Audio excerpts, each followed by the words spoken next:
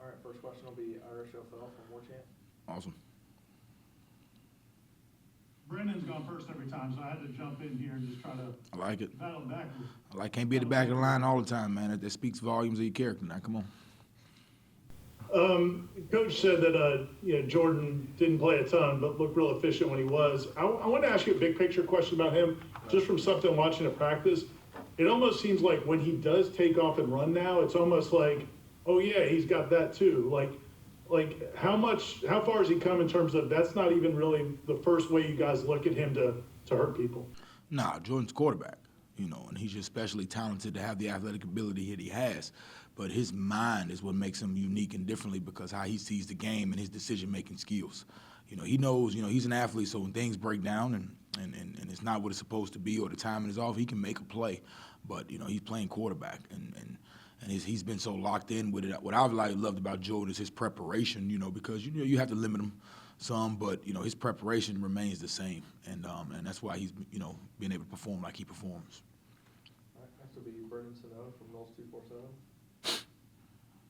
Following up on that, since I was the second one to ask a question, with Jordan, Coach Dorvell said today he just keeps getting better, and that's such a big thing when your best player, one of your better players gets better. I mean, for you to see that growth from him, I guess, how exciting has it been that he's taken this as seriously, I guess, as you guys probably would have expected him to, this opportunity in 2023?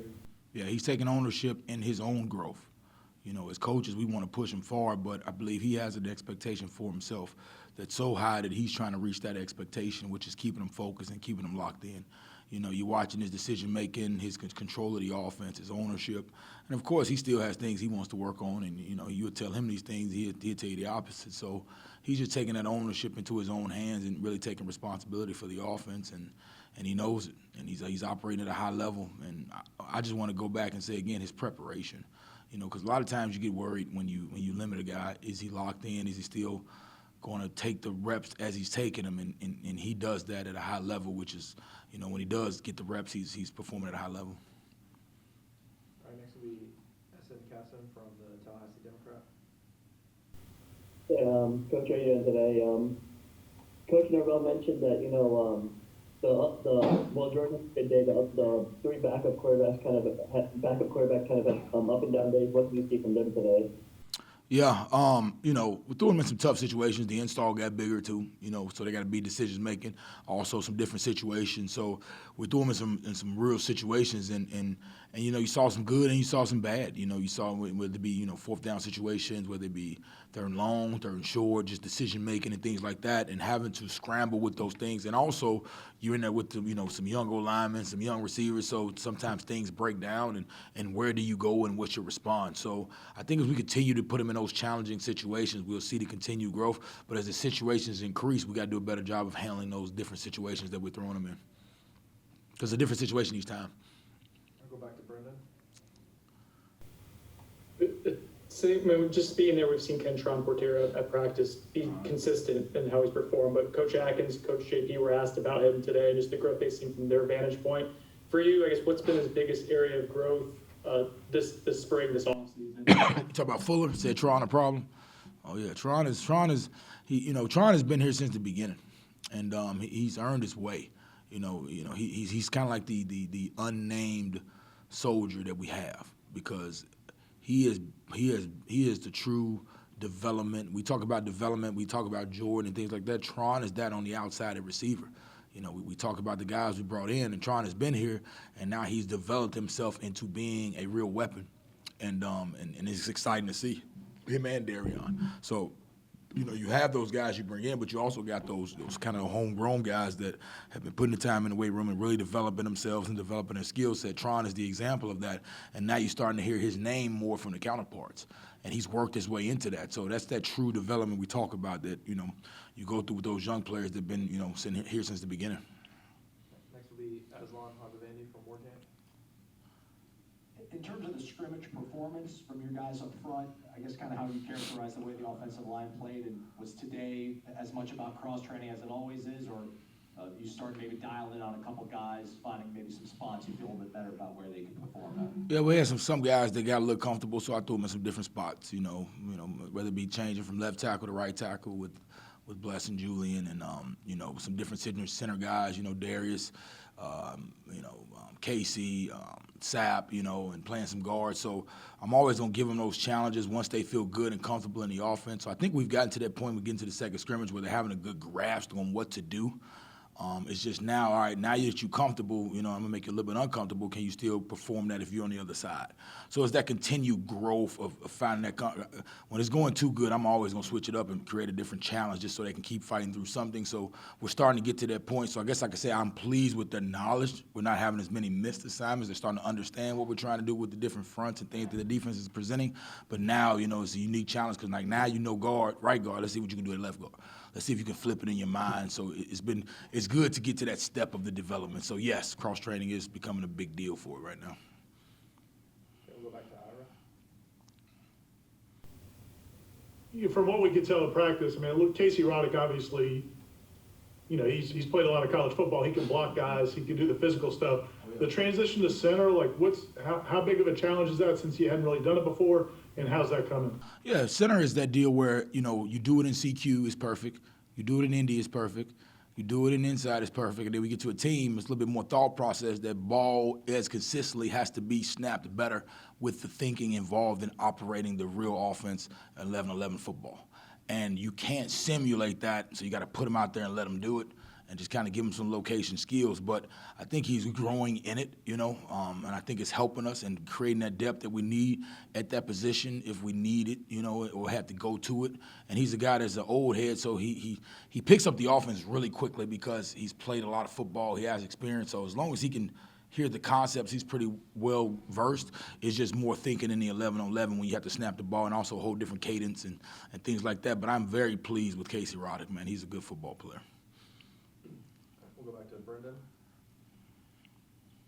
Kind of a two-part question on the same topic, Alex. Number one is who did you see stand out in the run game today? And then just number two, what have you seen from that group? You have such a deep group of running backs. What have you seen from them and the competition internally this spring? Man, I met with the running backs. We had an offensive meeting. I pulled the running backs separately, and I just told them, thank you, because those guys have, they've been the workhorse of the offense, whether it be in practice, example of finishing plays post whistle, finishing in the end zone, physical runs, protecting the football. I've been really proud of the growth of that group. Rodney had a good scrimmage, the last scrimmage. Then you watch Trey and LT come out today and really go do it. It went live and wanted to go live. And that group's mentality, is elite. Coach Johnson does a wonderful job of the mentality of the room, how they attack the days, how they play for each other. I've been really pleased with that room, and just throughout this whole spring, that's been one of my favorite rooms as far as mentality of how they're attacking practice. We'll go back to Ira. Man, I wanted to ask you about one of the things that happened in practice this past week was when Jared Verse kind of started jawing at Jaheim, and Jaheim had a really good rep against him, and you got pretty fired up. What do you like about him, and I guess just those tight ends in general in terms of their physicality? Well, Jaheim is a unique player because he can do a lot of things, and I think a lot of people criticize the physicality part of his game, but he has that though. He's down there in half line going against Verse, who's a really physical player.